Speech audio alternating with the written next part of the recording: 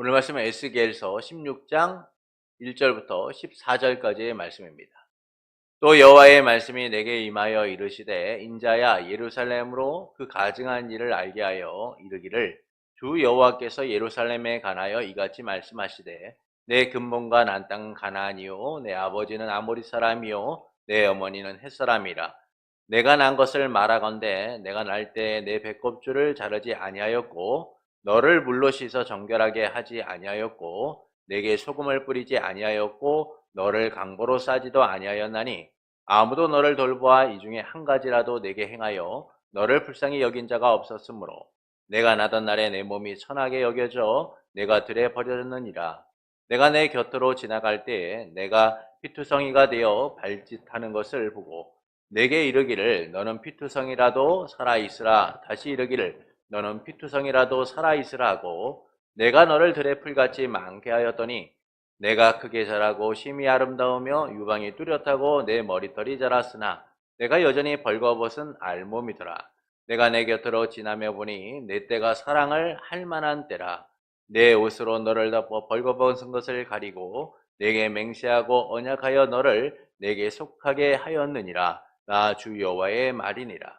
내가 물로 내 피를 씻어 없애고 내게 기름을 바르고 수놓은 옷을 입히고 물돼지 가죽신을 신기고 가는 배로 두르고 못으로 덧입고 폐물을 채우고 팔고리를 손목에 끼우고 목걸이를 목에 걸고 코고리를 코에 달고 귀고리를 귀에 달고 화려한 왕관을 머리에 씌웠나니 이와 같이 내가 금은으로 장식하고 가는 배와 못이와 수놓은 것을 입으며 또 고운 밀가루와 꿀과 기름을 먹음으로 급히 걷고 형통하여 왕후의 지위에 올랐느니라. 내 화려함으로 말미암아 내 명성이 이방인 중에 퍼졌으면 내가 내게 입힌 영화로 내 화려함이 온전함이라. 나 주 여호와의 말이니라. 아멘. 세상의 가치가 우선하는 시대에서 언제나 하나님 나라의 가치로 살고자 힘쓰는 성도 여러분을 예수님의 이름으로 축복합니다. 지난주 우리는 쓸모없는 포도나무인 예루살렘에 대하여 함께 나누었습니다. 하나님께서는 포도나무가 모든 나무보다 나은 것이 무엇이냐라고 하시면서 땔감밖에 쓸 것이 없다라고 하시죠. 그리고 포도나무를 불에 던져 땔감이 되게 한 것처럼 예루살렘 거민도 그렇게 하실 것이다 라고 하시며 하나님이 여호와이신 줄 알게 하시겠다라고 합니다. 이는 열매 맺지 못하는 이스라엘에 대한 심판을 말씀하고 있는 것이죠. 이 포도나무에 대한 말씀은 하나님과 이스라엘의 관계를 의미합니다. 하나님께서는 열매 맺지 못하는 포도나무를 빗대어 이스라엘 백성에게 경고하고 계신 거죠. 그들을 쓸모없는 포도나무라 라고 하시면서 이스라엘의 영적 상태를 말씀하고 있는 거예요. 그리고 심판을 통하여 하나님이심을 알게 하시겠다라고 하면서 하나님께서는 신실하신 언약의 성취자이며 심판과 구원을 행하시는 분임을 알려주고 계신 겁니다. 그리고 본문은 이제 예루살렘의 출생과 결혼에 대하여 말씀을 하고 있는 내용이에요. 하나님께서는 에스겔에게 예루살렘이 저지른 악한 일을 알리라고 하시면서 예루살렘에 대하여 말씀합니다. 예루살렘의 근본과 태생은 가나안 땅이며 아버지는 아모리 사람, 어머니는 헷 사람이다 라고 하시죠. 그들은 태어날 때 탯줄을 자르지 않고 물로 씻지도 않고 소금을 뿌리지도 강보에 쌓이지도 않았으며 아무도 돌보지도 불쌍히 여기지도 않고 태어나던 날 들에 버려졌다라고 말씀합니다. 그런데 하나님께서 그 곁을 지나가시다가 피투성이가 된 것을 보시고 살아라 하시고 들의 풀같이 많게 하셨으며 사랑할 만한 때에 그분의 옷으로 덮어서 벌거벗은 것을 가리고 맹세하시고 언약을 맺어 하나님의 것이 되도록 하셨다라는 거예요. 이후에 물로 씻기고 기름을 바르고 옷을 입히고 가죽신을 신기고 고운 모시로 감싸주고 보석으로 장식하고 아름다운 관을 머리에 씌워 아름다운 왕비의 자리에 앉도록 하셨다라는 겁니다. 예루살렘의 아름다움으로 인한 명성이 이방인 중에 퍼졌으며 하나님이 입힌 영화로 아름다움이 완전하였다라고 말씀하죠. 이를 통해서 말씀하시는 바는 무엇일까요? 아름다움은 여성의 강력한 무기이자 권력이에요. 그래서 대대로 아름다운 여성은 많은 사람의 환호를 받았으며 권력을 가진 이들은 그 아름다움에 대한 유혹을 이겨내지 못했습니다. 하나님의 사사로 이스라엘의 영적 지도자였던 삼손은 블레셋 여인 드릴라의 아름다움에 빠지게 되죠. 그녀를 사랑한 나머지 그 품을 떠나지 못하게 됩니다. 그러다 어느 날 블레셋 지도자들이 드릴라에게 삼손을 깨어 그 힘이 어디서 나며 어떻게 하면 그를 묶고 괴롭게 할 수 있는지를 물어보라 라고 얘기하죠. 그것을 알아내면 은 1100개씩 각자가 주겠다라고 얘기해요. 이 말에 드릴라는 삼손에게 힘이 어디서 나며 어떻게 하면 결박하여 괴롭게 할 수 있겠느냐라고 묻습니다. 삼손은 거짓말로 그녀를 속였지만 결국 그녀의 유혹을 이겨내지 못하고 비밀을 말해 머리가 밀리고 묶여 블레셋 사람들에게 끌려가게 되죠. 이처럼 여인의 아름다움과 유혹은 독과 같이 강력한 힘을 가지게 됩니다. 그래서 많은 여성은 이 아름답기 위한 노력을 마다하지 않아요. 아름다움이 무기와 능력이 됨을 너무나 잘 알기 때문이죠. 그리고 사람들은 이런 여성의 아름다움을 선호하며 이에 대하여 환호하게 됩니다. 그런데 하나님께서는 아름다운 여성이 아니라 볼품없고 버려진 예루살렘을 돌보실 뿐만 아니라 결혼하셨다라고 말씀을 하고 있어요. 예루살렘은 부정하고 볼품없는 존재였습니다. 그 태생은 부정하고 환영받지 못하고 버려진 존재였죠. 그런 그를 하나님께서 보시고 살라 하시며 들의 풀같이 많게 하셨어요. 그리고 잘 자라 아름답게 되고 사랑할 만한 때가 되자 그분의 옷을 덮어주시고 맹세하고 약속하셔서 하나님께 속하도록 만드신 겁니다. 또한 씻기고 옷을 입히고 아름다운 보석을 꾸미게 하고 화려한 왕관을 씌워서 왕후의 자리에 일기까지 하죠. 이는 하나님께서 그분의 영화로 아름다움을 온전케 하셨기 때문이다 라고 말씀을 합니다. 이처럼 예루살렘은 본연의 아름다움으로 가득했던 자들이 아니라 흠모할 만한 것이 가득했던 자들이 아니라 너무나 볼품없고 형편없는 자들이었다라는 거예요. 그들에게 아름다움이란 찾아볼 수 없을 정도로 볼품없고 무능력한 존재들, 사람들의 관심과 사랑조차 받을 수 없는 비참한 존재들이었다라는 겁니다. 그러나 하나님께서는 외모로 보는 세상과 달리 그들을 살펴서 아름답게 하셨다라는 것이죠. 그들이 아름답거나 택함을 받을 만한 이유가 있기 때문이 아니다라는 거예요.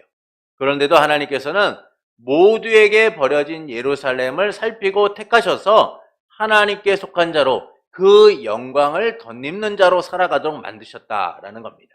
이를 통해서 말씀하시는 바가 무엇일까요? 하나님께서 자격 없는 예루살렘을 아내로 삼으셨다라고 말씀해주고 있는 거예요. 이 과거의 이야기를 통하여 지금 예루살렘 거민들, 이스라엘 백성들이 얼마나 큰 은혜를 누리고 있는가를 말씀해주고 있는 겁니다. 하나님께서 예루살렘 백성을 여인으로 의인하며 말씀하는 것은 지금 하나님의 관심과 사랑이 이스라엘 백성에게 있다라는 거예요. 근데 그들이 누구냐? 모두에게 환영받지 못하는 비천하고 가련한 인생이라는 거죠. 불쌍히 여김을 받지도 못하고 사랑받지도 못하고 태어나던 날 버려진 그런 존재라는 거예요. 그런데 하나님께서 언약 관계로서 그들을 아내로 삼아 왕후의 자리에까지 이르도록 하셨다라는 겁니다. 그래서 본문은 이와 같은 예루살렘에 대하여 두 가지를 말씀해 주고 있어요. 첫째는 예루살렘의 출생입니다. 본문 1절부터 5절의 말씀을 보시겠습니다. 본문 1절부터 5절입니다. 말씀이 길지만 함께 읽어보도록 하겠습니다.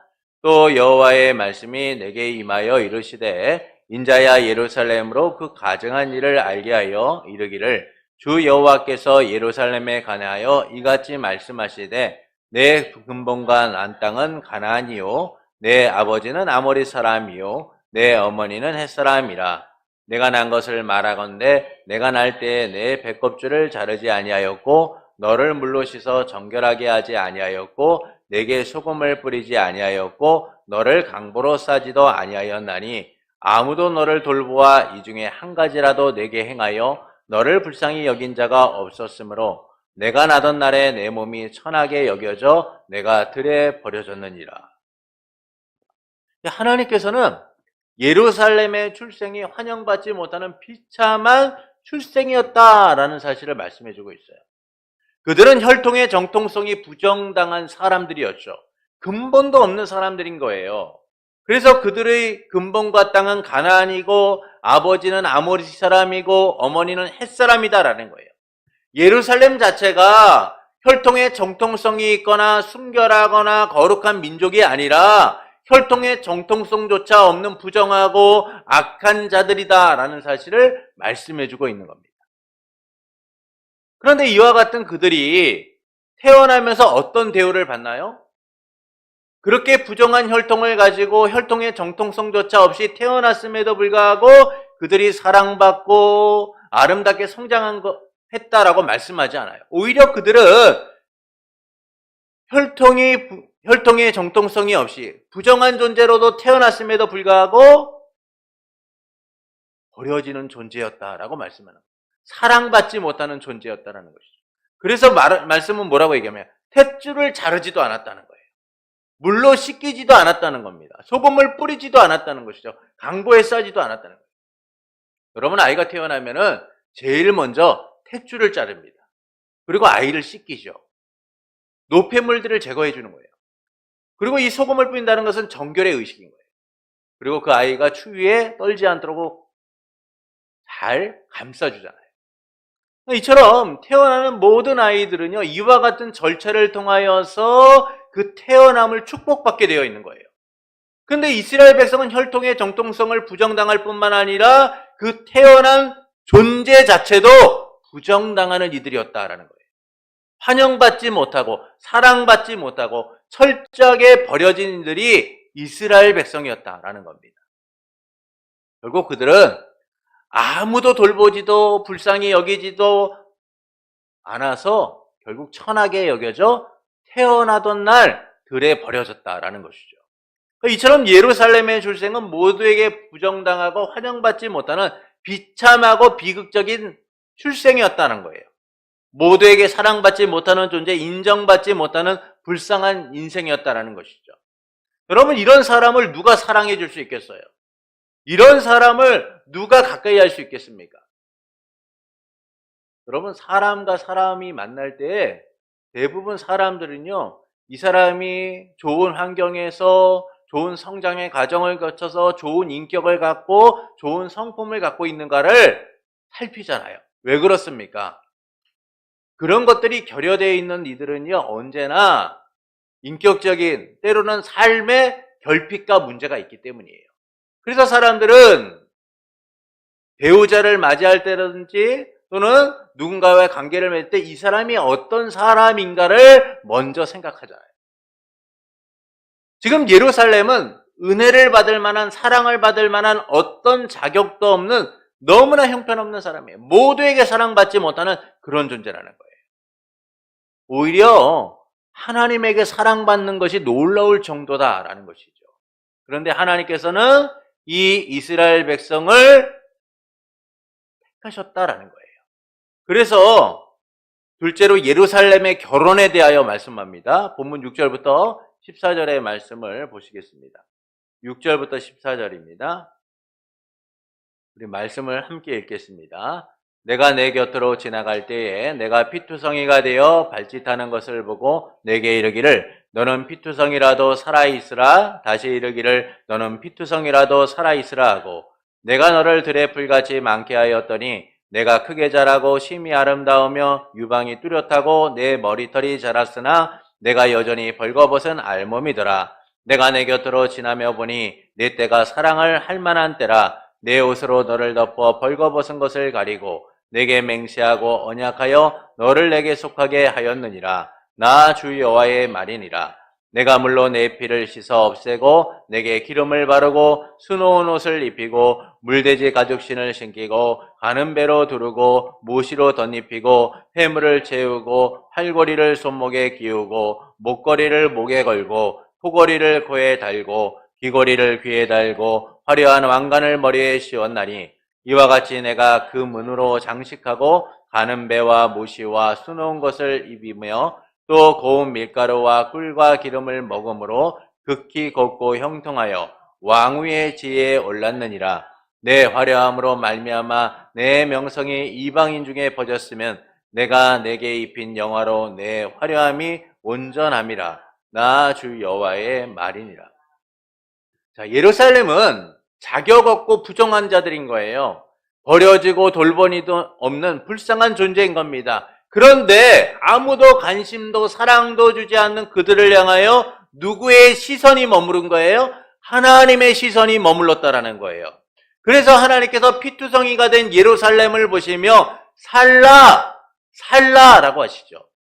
여기서 피투성이라도 살아있으라라는 말은 살기를 바라는 마음을 넘어서 하나님이 친히 입양하셨다는 거예요. 하나님이 친히 입양하여 양육하셨다라는 의미를 담고 있는 거예요. 그러니까 하나님이 단순히 피투성이가 된 이스라엘을 보시고 예루살렘 거민들을 보시고 지나가시면서 야, 너 어떻게 하다 그렇게 되었니? 네 인생이 왜 이렇게 가련하게 되었니? 살아있어라. 지금 너의 현재의 상태가 피투성이라도 살아있으라. 주님이 가련한 마음으로 그렇게 이야기하고 계신 게 아니에요. 주님이 친히 그들을 업어 입양하여 양육하셨다라는 의미를 갖고 있는 거예요. 하나님께서 모두의 외면에도 예루살렘을 친히 돌보시고 성장시키셨다라는 거예요. 자격 없는 그들을 향하여 은혜를 베푸셨다라는 거예요. 그리고 말씀은 이어지죠. 벌거벗은 예루살렘을 그분의 옷으로 덮어 벌거벗은 것을 가리고 맹세하고 약속하여 하나님의 것이 되도록 하셨다라는 겁니다. 하나님께서 친히 예루살렘에게 언약을 제의하시고 약속하셨다라는 것이죠. 그러니까 이를 우리는 출애굽기 19장 4절부터 6절에서 볼 수 있습니다. 출애굽기 19장 4절부터 6절에 보시면 이렇게 말씀을 합니다. 내가 애굽 사람에게 어떻게 행하였음과 내가 어떻게 독수리 날개로 너희를 업어 내게로 인도하였음을 너희가 보았느니라. 세계가 다 내게 속하였나니 너희가 내 말을 잘 듣고 내 언약을 지키면 너희는 모든 민족 중에 내 소유가 되겠고 너희가 내게 대하여 제사장 나라가 되며 거룩한 백성이 되리라. 너는 이 말을 이스라엘 자손에게 전할지니라. 하나님께서는 이집트 땅에서 고통받던 이스라엘 백성을 구원하여 시내 광야에서 언약을 제의하십니다. 그들이 하나님께 속한 백성으로서 새 삶을 살아가도록 친히 그들을 구원하여 언약을 맺으시고 계신죠. 그러나 이스라엘 백성이 그 언약을 받을 만한 자격을 갖췄거나 그들이 그 은혜를 입을 만한 어떤 일을 했기 때문이 아닌 거예요. 하나님께서는 볼품없고 형편없고 아무런 쓸모조차 없는 그들을 친히 구원하여 백성 삼으시고자 하셨다라는 것이죠. 그래서 하나님이 이 놀라운 손길에 대하여 뭐라고 말씀하시냐면 독수리 날개로 너희를 업어 내게로 인도하였다. 이스라엘 백성의 의지와 노력과 공로를 통하여 하나님이 이스라엘 백성을 구원하셨다라고 말씀하는 것이 아니라 하나님이 친히 그들을 구원하여 내게로 인도해 너희를 백성 삼고자 한다라고 말씀해주고 있는 거예요. 그러니까 이처럼 하나님께서 이스라엘 백성과 언약을 맺고 그들의 하나님이 되시고 백성 삼으신 것은 오직 하나님의 주권적 은혜를 통하여 이루어지게 되었다라는 것이죠. 이 놀라운 언약 관계 속에서 그들은 모든 민족 중에 하나님의 소유가 되고 하나님의 백성이 되고 하나님의 아내 된 삶을 살아가게 된 거예요. 그리고 본문은 놀라운 이 은혜에 대하여 이렇게 설명해 주고 있죠. 벌거벗은 예루살렘을 그분의 옷으로 덮어 벌거벗은 것을 가리고 친히 맹세하고 언약하여 하나님께 속하게 하셨다라고 말씀해 주고 있는 거예요. 이후 그들의 피를 씻기고 기름을 바르고 아름다운 옷을 입히고 가죽신을 신기고 아름다운 보석으로 꾸미고 화려한 왕관을 머리에 씌워 아름다운 왕후의 지위에 오르도록 하셨다라는 것이죠. 그 아름다움으로 인하여 명성이 이방인 중에 퍼지도록 하셨어요. 이는 결혼식을 묘사한 것으로서 하나님께서 예루살렘과의 결혼을 통하여 그들을 언약 안에 있도록 하셨다라는 거예요. 하나님 나라 백성으로서 하나님의 은혜를 누리고 하나님의 통치를 누리고 하나님의 선하심을 누리는 자들이 되도록 하셨다라는 것이죠. 하나님께서 그들의 남편이 되고 그들을 아내가 그들이 아내가 되도록 하셔서 하나님의 은혜를 누리며 살아가도록 만드셨다는 겁니다. 그래서 본문은 이 비천하고 가련한 인생들을 향한 하나님의 은혜를 통하여 어떤 일이 이루어졌는가를 이 결혼의 과정을 통하여 설명해 주고 있는 거예요. 모든 것이 은혜로 주어지게 되었다는 거예요. 이 때문에 예루살렘 백성은 하나님의 아내로서 가장 아름답고 존귀한 삶을 살아가게 된 겁니다. 그리고 그 명성이 퍼지게 된 거죠. 이는 이스라엘 자손이 이룬 성과나 업적 때문이 아니에요. 은혜로 자녀를 삼고 아내 삼으신 하나님으로 인한 것이다 라는 겁니다.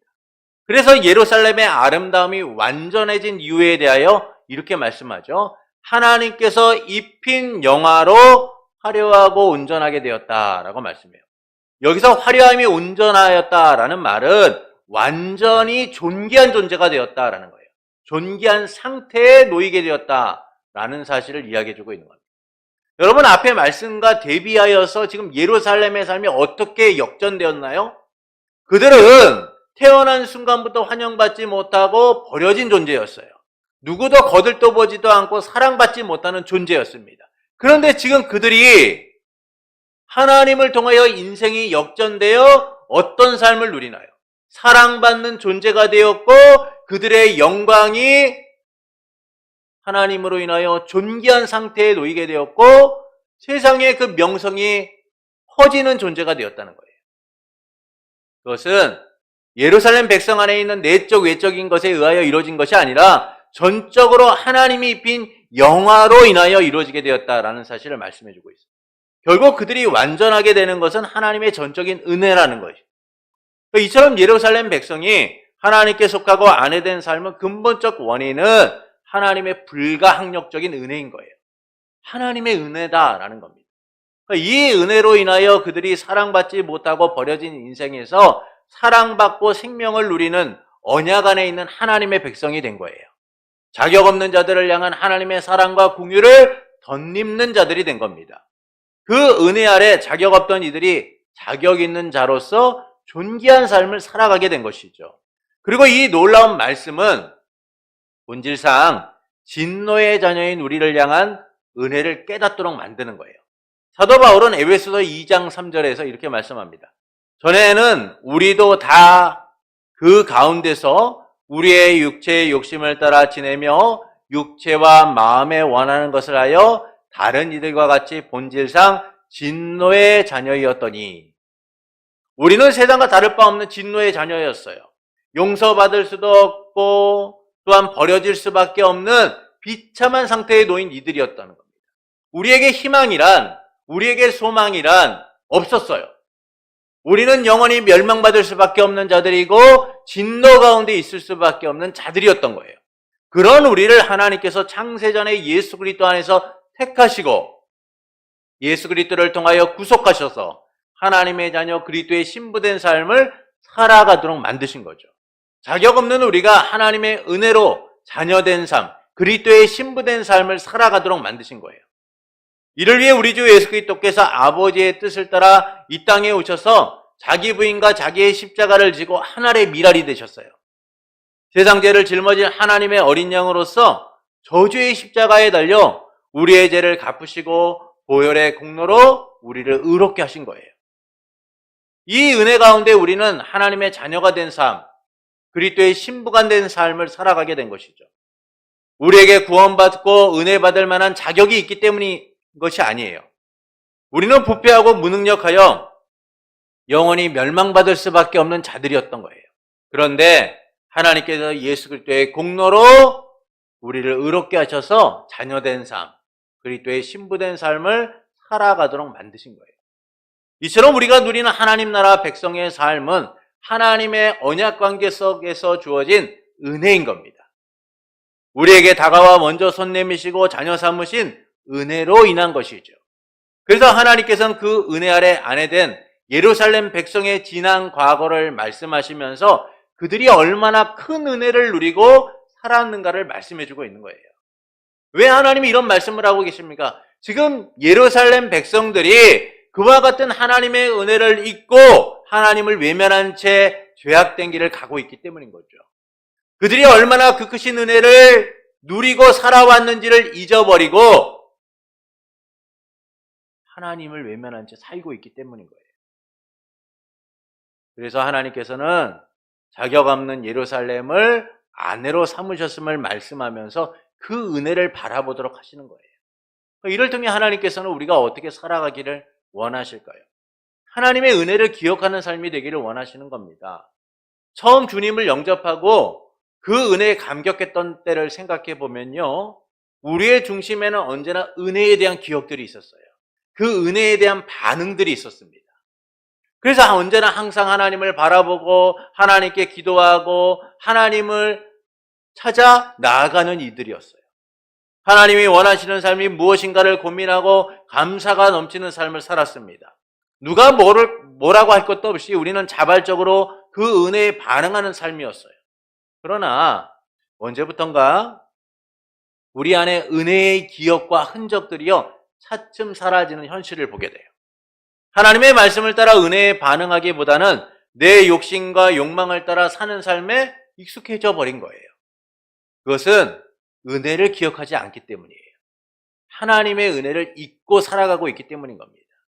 세상의 분주함 속에서 정작 기억하고 간직해야 될 이 구원의 은혜를 기억하고 떠올려야 하는데 세상 것들만 기억하고 바라보기 때문인 거죠. 우리의 기억은요, 한계가 있어요.